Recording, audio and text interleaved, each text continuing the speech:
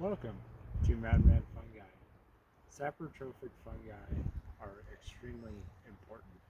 What they do is they put nutrients back into the soil. They replenish the life from which things come from.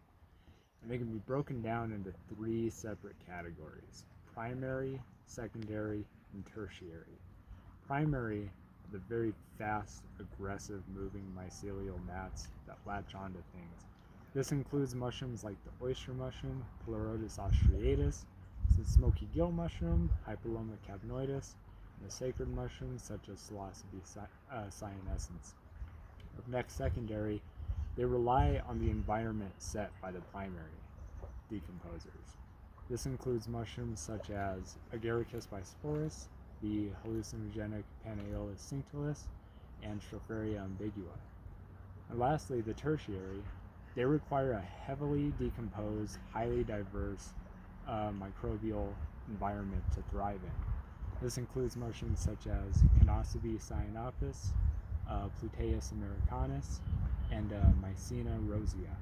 Thank you very much for watching.